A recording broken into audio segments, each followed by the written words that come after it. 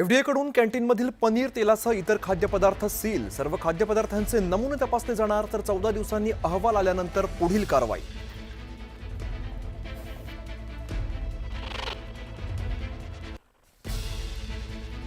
शिवसेना आमदार संजय गायकवाड पुन्हा वादाच्या भोवऱ्यात. निकृष्ट जेवणाच्या मुद्द्यावरून मुंबईतल्या आमदार निवासातील कर्मचाऱ्याला बेदम मारहाण. सत्ताधाऱ्यांसह विरोधकांकडून कारवाईची मागणी.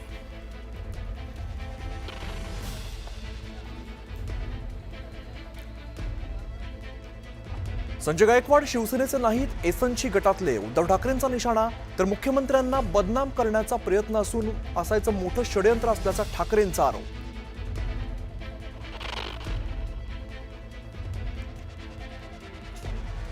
आमदार निवासातील कॅन्टीनमध्ये पुन्हा राडा. कॅन्टीनमधील वेटर भिडले.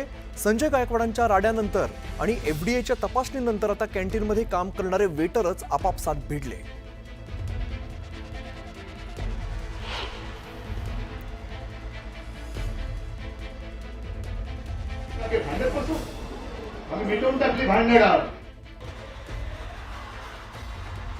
मराठी माणसाच्या मुळावरील त्याला मुळात सकट उखाडण्यासाठी मी आणि राज एकत्र आलो. उद्धव ठाकरेंचं वक्तव्य.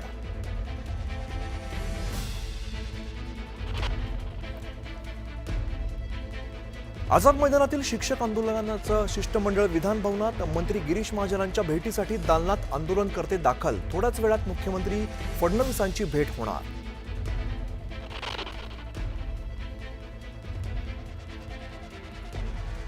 तुकडेबंदी कायदा शिथिल करण्याचा निर्णय. महसूल मंत्री बावनकुळेंची विधानसभेत घोषणा. नागरी गावठाण हद्दीतील लाखो नागरिकांना दिलासा.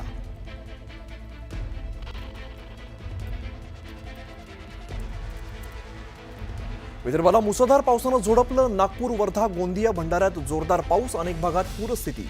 बोटीच्या माध्यमातून नागरिकांचं रेस्क्यू.